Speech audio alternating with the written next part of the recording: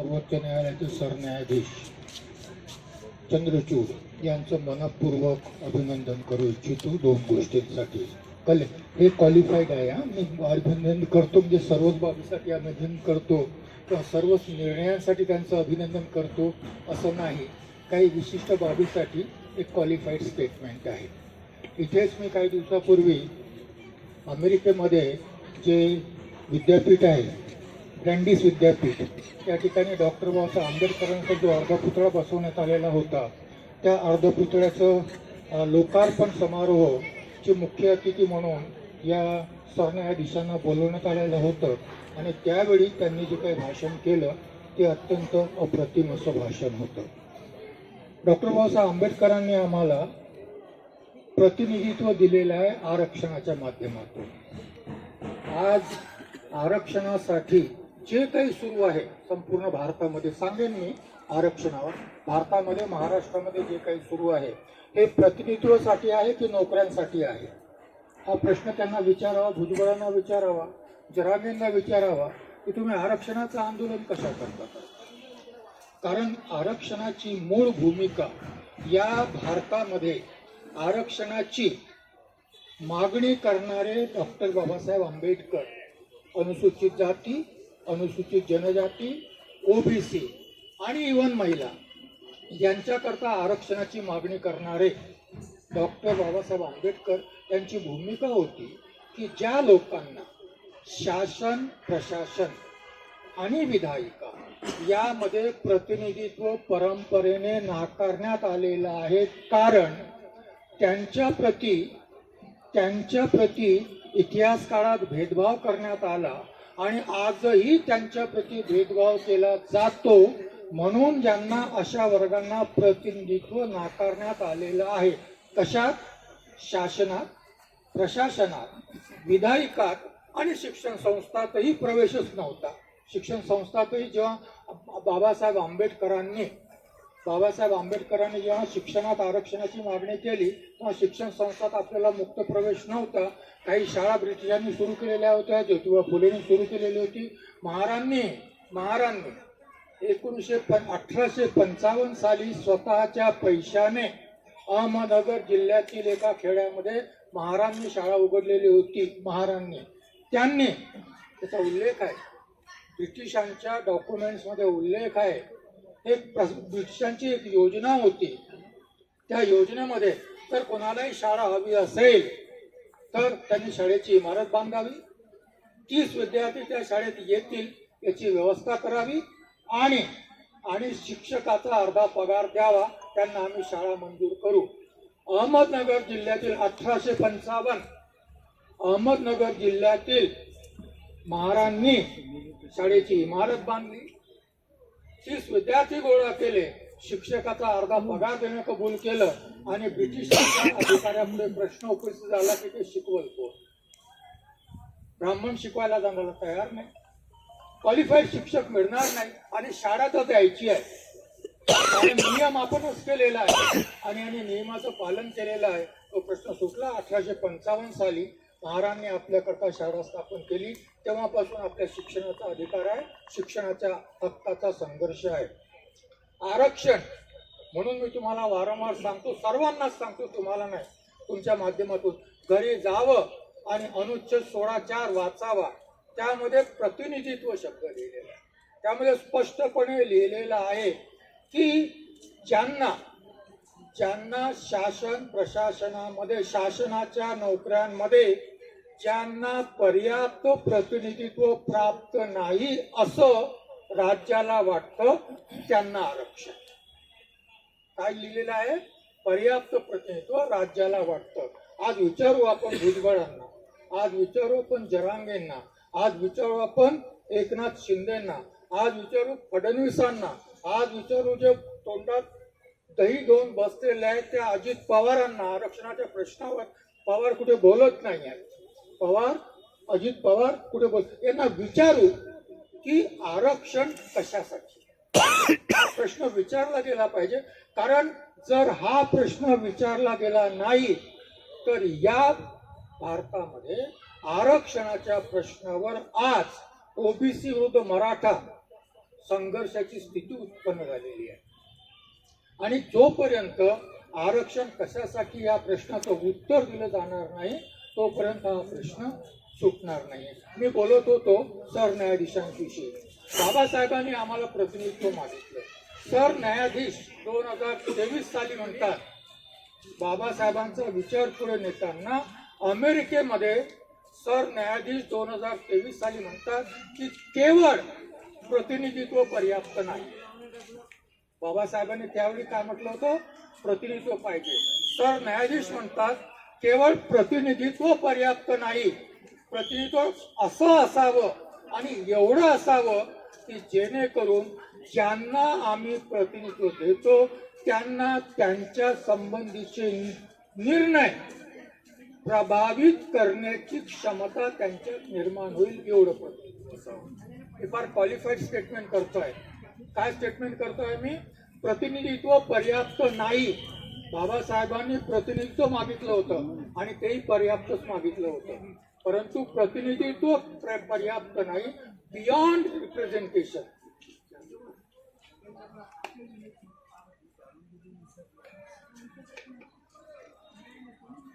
सर्वोच्च न्यायालयाचे न्यायाधीश शब्द वापरतात बियॉन्ड रिप्रेझेंटेशन, म्हणजे प्रतिनिधित्वाच्या पलीकडे.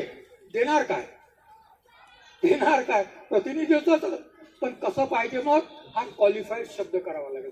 प्रतिनिधित्व कसं असावं? प्रतिनिधित्व असावं आणि कसं पण किती असावं? तर ज्या वर्गाला, ज्या प्रवर्गाला, ज्या समाज घटकाला प्रतिनिधित्व दिलं जात आहे आरक्षणाच्या माध्यमातून, त्या समाज घटकाला एवढं आणि एवढं प्रभावी प्रतिनिधित्व असावं की त्यांच्याशी संबंधित निर्णय त्यांना प्रभावित करता आले पाहिजे.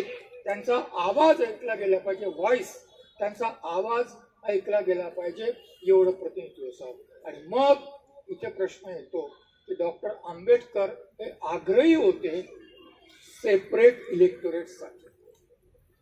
सेपरेट इलेक्टोरेटसाठी एवढ्याच करता आग्रही होते की आमचा प्रतिनिधी आम्हाला निवडण्याचा अधिकार असावा, बहुसंख्याकांना नाही. आमचा प्रतिनिधी आम्हाला निवडण्याचा अधिकार असेल तर तो आमचं सुखदुःख मांडेल, परंतु आमचा प्रतिनिधी किंवा आमचा म्हणवणारा प्रतिनिधी जर बहुसंख्याक निवडणार असतील तर तो बहुसंख्याकांची चिंता करेल. आमचा प्रतिनिधी आपल्या मतदारसंघात विहाराला जेवढे फंड देतो त्याच्यापेक्षा जास्त फंड आमचा प्रतिनिधी आरक्षित जागेवर निवडून आलेला प्रतिनिधी, तुम्ही जाऊन चौकशी करा, विहाराला जेवढे फंड देतो त्याच्यापेक्षा जास्त फंड तो मुसलमानांची संख्या जास्त असेल तर मशिदीला देतो आणि हिंदूंची संख्या जास्त असेल तर मंदिराला देतो. कोण? आमचा प्रतिनिधी. जाऊन सगळ्या रिझर्व्ह कॉन्स्टिट्युएन्सी फिरून या, ग्रामपंचायतीपासून तर लोकसभेपर्यंत सर्व रिझर्व्ह कॉन्स्टिट्युएन्सी फिरून या आणि रिझर्व्ह कॉन्स्टिट्युएन्सीवर निवडून आलेल्या प्रतिनिधीने कोणाला किती फंड्स दिलेत याची तुम्ही काळजी घ्या. आणि या प्रतिनिधीला विचारा की तुम्ही आमचे प्रश्न विधानमंडळात किती मांडले, तुम्ही आमचे प्रश्न लोकसभेत किती मांडले? उत्तर मोठं शून्य असेल. वंदना संघाचा अनुभव आहे की जेव्हा महाराष्ट्रामध्ये पहिल्यांदा प्रायव्हेट युनिव्हर्सिटीचं बिल आलं होतं, कुलगुरू असलेले आमचे म्हणणारे आज मोठमोठा हात करून बोलणारे प्रतिनिधी, नाव घ्यायची गरज नाही, त्यांच्याकडे आम्ही गेलो आणि विरोध करा म्हटलं, विरोध केला नाही. खासगी झालं असतं किंवा नसतं झाला हा भाग नसता. डॉक्टर आंबेडकरांची सगळी भाषणं राज्यसभेतली म्हणतो मी, संविधान सभेतली नाही, राज्यसभेतली कडाडून विरोध केला. डॉक्टर बाबासाहेब आंबेडकरांनी नेहरूंच्या परराष्ट्रीय धोरणाला कडाडून विरोध केला आणि चीनची मैत्री भारताला घातक ठरणार आहे सांगितलं. कुठे? राज्यसभेमध्ये बाबासाहेबांनी. आणि 62 साली चीनने आक्रमणही केलं. चीनची मैत्री घातक ठरणार आहे हे सांगितलं. बोलले नाही, ऐकलं नेहरूंनी. पण बाबासाहेब बोलले की नाही बोलले? रेकॉर्ड आहे की नाही? आज सांगतो की सांगत नाही आम्ही? बोलल्याने होईलच, आवश्यक नाही, पण बोलावं लागतं. मत नोंदवावं लागतं, रेकॉर्ड होतो की आमचा प्रतिनिधी बोलला होता. आज आम्ही सांगतो बाबासाहेब बोलले होते 1954-55 मध्ये राज्यसभेत असताना की चीनशी मैत्री नाही, हिंदी चिनी भाई भाई नाही, उरावर बसेल तुमच्या. आणि तो उरावर बसला. आणि आजही मोदी सांगतो की 1962 साली चीनने जो प्रदेश बळकावला त्याचं काँग्रेसने काय केलं. आणि म्हणून मग काँग्रेसला मोदीच्या काळात चीनने जो प्रदेश बळकावला त्याचं प्रश्न विचारण्याचं नाही आहे. आम्ही विचारू शकत असं मोदी सांगतात. आला का? काँग्रेस नाही विचारू शकत. काँग्रेसचे नेते तर विचारतील ना मोदीला की लडाखमध्ये चीन घुसला आणि तुम्ही म्हणता की घुसलाच नाही. लडाखमध्ये चीन घुसला ना आणि तुम्ही म्हणता की घुसलाच नाही. हा प्रश्न आम्हाला विचारता येतो, बोलता येतो. म्हणून ते जस्टिस म्हणतात की पृथ्वीवर कसं पाहिजे आणि त्याकरता स्वतंत्र मतदारसंघ पाहिजे होते बाबासाहेबांना. ते मिळाले नाहीत. स्वतंत्र मतदारसंघ असताना आमचा प्रतिनिधी गेला असता तर कदाचित तो आमचा प्रतिनिधी असता, आम्ही निवडून पाठवलेला प्रतिनिधी. याकरता अशा प्रकारचं वेगळ्या पद्धतीने स्वतंत्र मतदारसंघाची पैरवी करणाऱ्या सर्वोच्च न्यायालयाच्या सरन्यायाधीशाचं आपण अभिनंदन केलं पाहिजे. अभिनंदन आणखी 2 गोष्टीसाठी. आजच्या पेपरमध्ये बातमी आहे कदाचित त्यांना सरन्यायाधीशून 100 दिवस झाले की काय, त्याच्या निमित्ताने वेगवेगळ्या वर्तमानपत्रांना ते मुलाखती देतात. आणि त्या मुलाखतीमध्ये त्यांनी 2 गोष्टी सांगितलेल्या आहेत आणि फार महत्त्वाच्या 2 गोष्टी आहेत. आणि मग डॉक्टर बाबासाहेब आंबेडकर आणि संविधान सभेची दूरदर्शिता त्यामधून दिसते. संविधानाचा अर्थ लावण्याचं किंवा संविधानाच्या संरक्षणाची जबाबदारी संविधान सभेने मुख्यत्वे सर्वोच्च न्यायालयावर सोपवलेली आहे. लक्षात घ्या. का? कारण जेव्हा संविधानाचा अर्थ लावण्याचा पर्यायाने संविधानाच्या संरक्षणाच्या जबाबदारीचा प्रश्न जेव्हा संविधान सभेत उपस्थित झाला होता तेव्हा आजही तो संघर्ष सुरू आहे. मोदीच्या काळामध्ये तो संघर्ष तीव्रतर होत आहे. तो संघर्ष काय आहे की लोकनिर्वाचित प्रतिनिधी ची लोकसभा श्रेष्ठ, लोकनिर्वाचित प्रतिनिधीची लोकसभा श्रेष्ठ की प्रधानमंत्र्याने शिफारस केलेल्या न्यायाधीशांची राष्ट्रपतीने नियुक्ती केली, ते नियुक्त केलेले न्यायाधीश श्रेष्ठ. काय वाद आहे आज? मोदी काय म्हणतात? मोदी नाही म्हटलं कधीच बोलत नाहीत मोदी अशा बाबतीमध्ये, परंतु उपराष्ट्रपती बोलतात. तत्कालीन कायदा मंत्री बोलतो कि हम पार्लियामेंट है, हम लोक निर्वाचित प्रतिनिधि है, हम श्रेष्ठ है, हम संविधान में सब कुछ बदल सकते हैं. काय म्हणतात उपराष्ट्रपती धनखड साहेब? जगदीप धनखड बोललेले आहे. किरण रिजिजू जे त्यावेळी लॉ मिनिस्टर होते ते बोललेले आहेत, आम्ही लोकप्रतिनिधी आहोत, आमचं बहुमत आहे,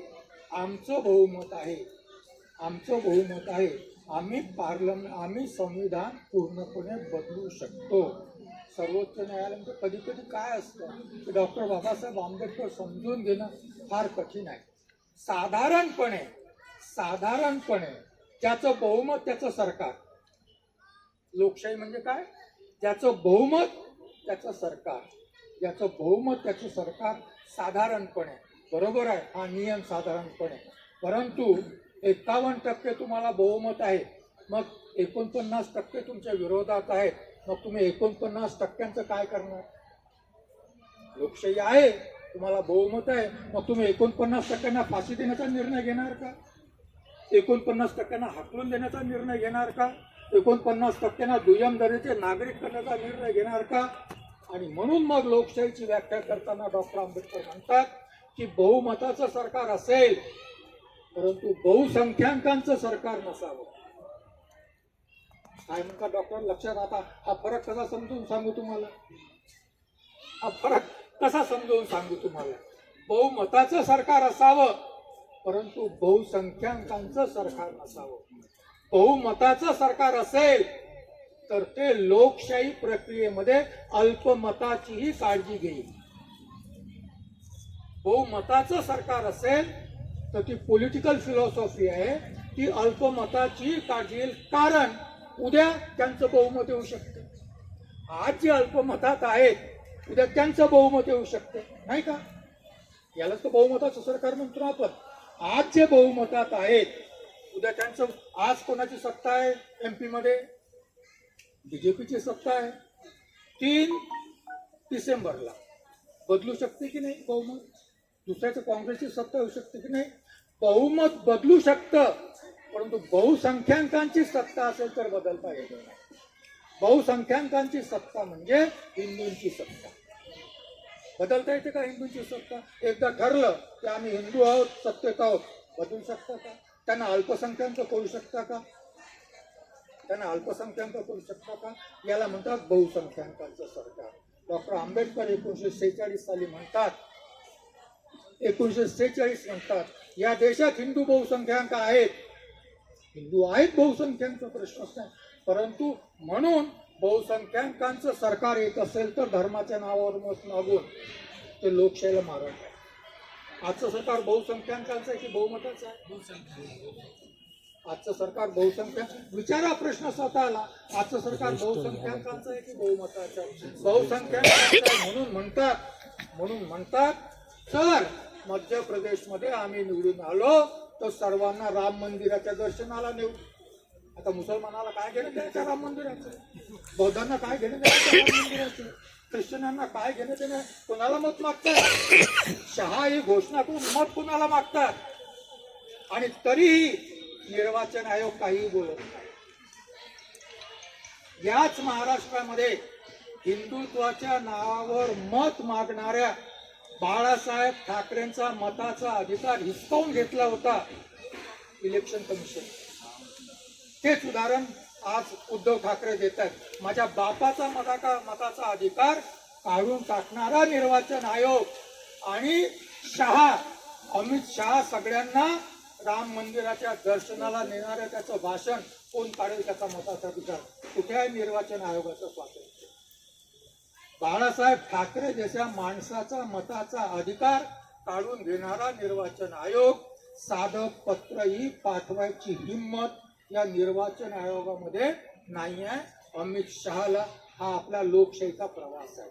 आपण बहुमताच्या लोकशाहीपासून बहुसंख्याकांच्या लोकशाहीपर्यंत केलेला हा प्रवास आहे की नाही आहे?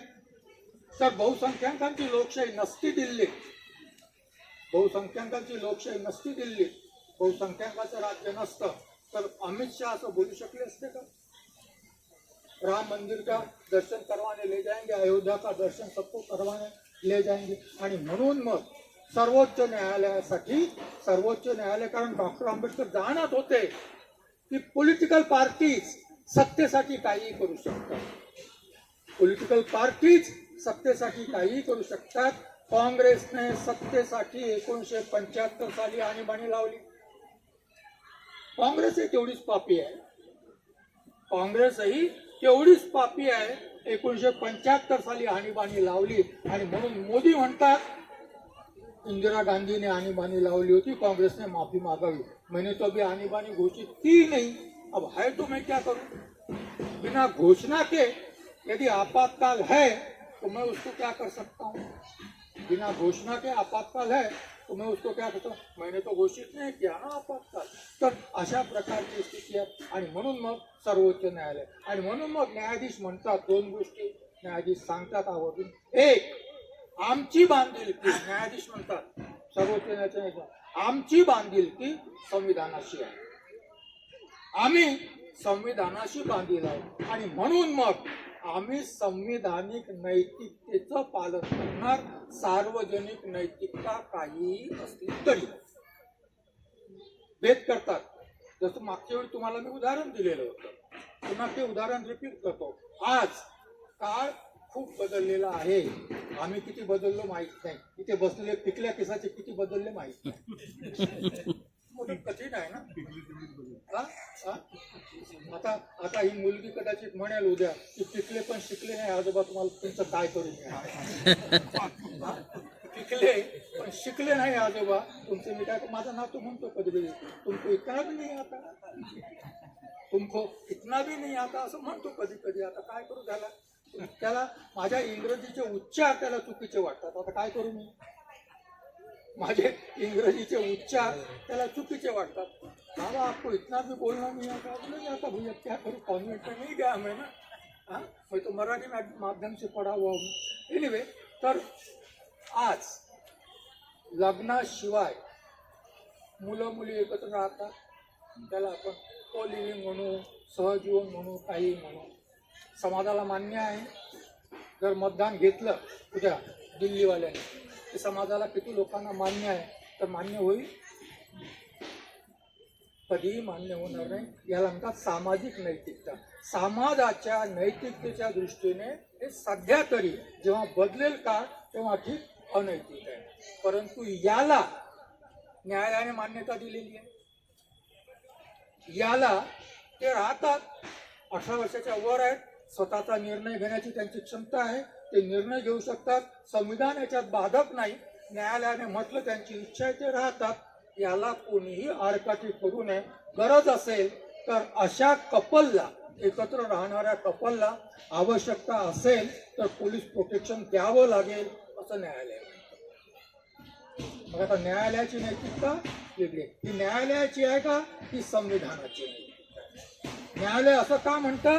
कारण संविधान असं म्हणतं की 18 वर्षाच्या वरच्या मुलीला स्वतःचा निर्णय घेण्याच्या, स्वतःच्या जीवनाविषयीचा निर्णय घेण्याचा अधिकार आहे.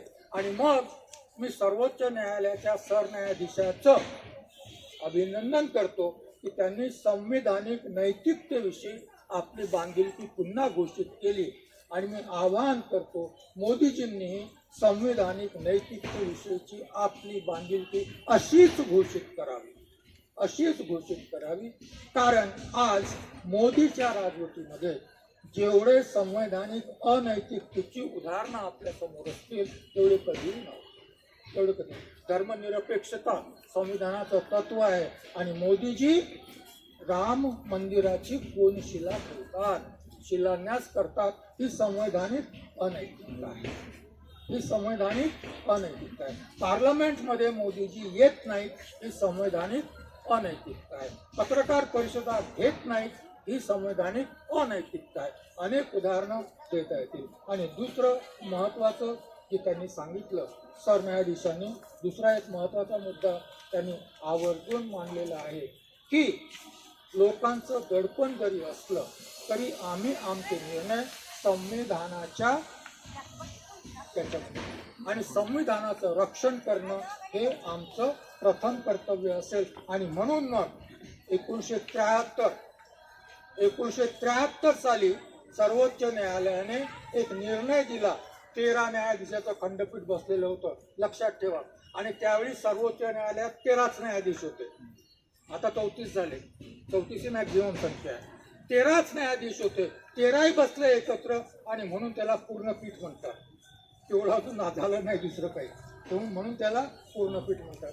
आणि त्यातही 7 विरुद्ध 6 ने निर्णय दिला की संविधानाची मूलभूत संरचना कोणालाही बदलता येणार नाही. तेव्हा 1973 साली कोणालाही बदलता येणार नाही. लोकशाही गणराज्य बदलता येणार नाही, धर्मनिरपेक्षता बदलता येणार नाही, राज्याचं संघीय स्वरूप स्टेट, राज्य विरुद्ध केंद्र यांचं जे नातेसंबंध आहेत ते बदलता येणार नाहीत, न्यायालयाची स्वायत्तता काढून घेता येणार नाही. अशा प्रकारच्या 6 गोष्टी त्यांनी सांगितल्या. आणि मग त्या 6 गोष्टीमध्ये फंडामेंटल राईट्स सुद्धा आहेत जे बदलता येणार नाही.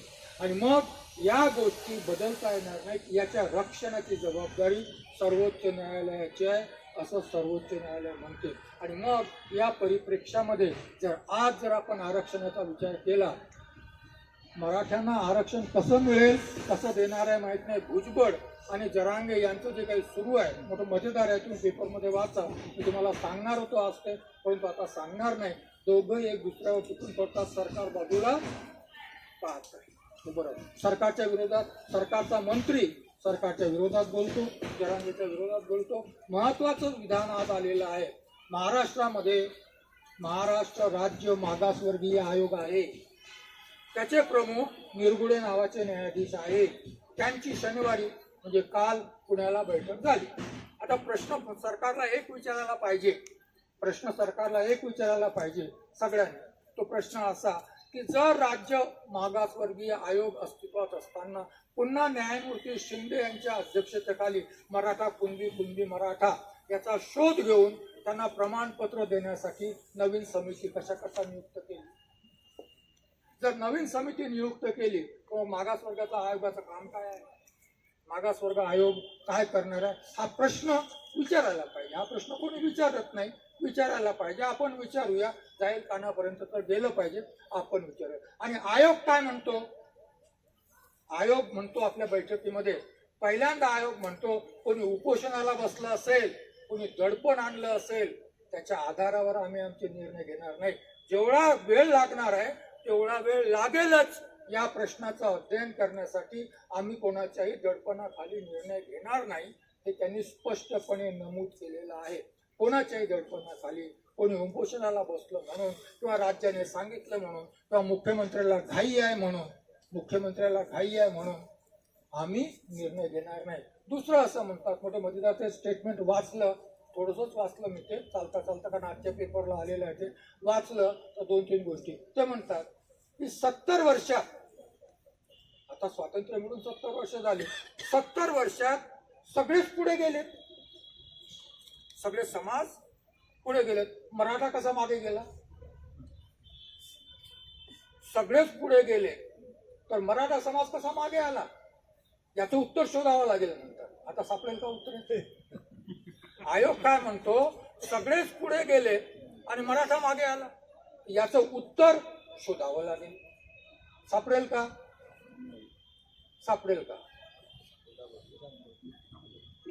कारण त्यावेळी 1950ला तेव्हा संविधान सभा सुरू असताना मराठ्यांनी आरक्षण मागितलं का? नाही मागितलं. का नाही मागितलं?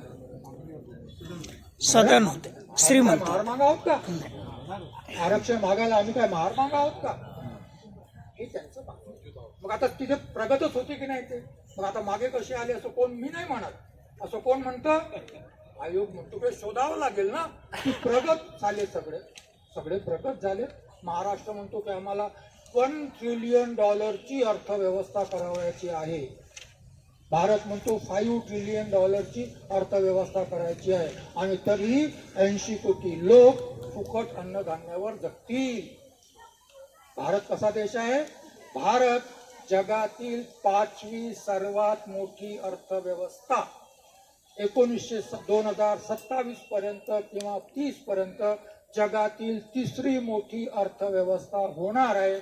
ज्या अर्थव्यवस्थेमध्ये आजच्या घटनेला 81 कोटी 70 लाख लोक मोफत अन्नधान्यावर जगतात. असं विधान लिहावं लागेल की काय? जगातील 3री मोठी अर्थव्यवस्था होणाऱ्या देशात आज दिनांक 19 नोव्हेंबर 2023 रोजी माननीय प्रधानमंत्री मोदीजींनी तेलंगणाच्या निवडणुकीमध्ये केलेल्या घोषणेप्रमाणे आजच्या घडीला 81 कोटी 70 लाख लोक मोफत अन्नधान्यावर जगतात. आणि ज्या दिवशी भारत जगातील 3री मोठी अर्थव्यवस्था होईल त्याही दिवशी कदाचित 82 कोटी 83 कोटी लोक मोफत अन्नधान्यावर जगणारे असतील. कारण मोदीजींनी ही योजना 5 वर्ष सुरू राहील असं आश्वासन दिलेलं आहे. मग 5 वर्षपर्यंत 82 कोटी लोक मोफत अन्नधान्यावर जगणार आहेत की जगणार नाही? 5 वर्षपर्यंत मोफत अन्नधान्यावर जगणार आहेत की जगणार नाहीत? आणि म्हणून मग या सर्व परिस्थितीमध्ये आरक्षण कशासाठी? जर 82 कोटी लोक भीकेला लागले, आरक्षणामुळे अनुसूचित जातीच्या रोजगाराचा प्रश्न सुटला नाही, आरक्षणामुळे अनुसूचित जनजातीच्या रोजगाराचा प्रश्न सुटला नाही, आरक्षणामुळे ओबीसीच्या रोजगाराचा प्रश्न सुटला नाही, तरी आरक्षणामुळे मराठ्यांच्या रोजगाराचा प्रश्न सुटेल आणि आरक्षणामुळे मराठ्यांची गरिबी दूर होईल. एससीची झाली नाही, ओबीसीची झाली नाही, एसटीची झाली नाही. या 82 कोटीमध्ये कोण आहे? एससी एसटी ओबीसी शिवाय कोण आहे? मग यांची गरिबी दूर झाली नाही, यांच्या रोजगाराचा प्रश्न संपला नाही तर आरक्षणामुळे मराठ्यांच्या रोजगाराचा प्रश्न सुटेल, मराठ्यांच्या शिक्षणाचा प्रश्न सुटेल, मराठ्यांच्या गरिबीचाही प्रश्न सुटेल आणि त्यामुळे मग मराठ्यांना आरक्षण दिलंच पाहिजे असं आमचंही म्हणणं आहे. परंतु सर्वोच्च न्यायालयाच्या निर्णयाच्या अधीन 50% आत कुठून द्यावं हा राज्य सरकारचा प्रश्न आहे, हा आमचा नाही. धन्यवाद. मराठ्यांना जरूर आरक्षण द्या. त्यांच्या प्रयत्नांना आम्ही मंगलकामना व्यक्त करतो.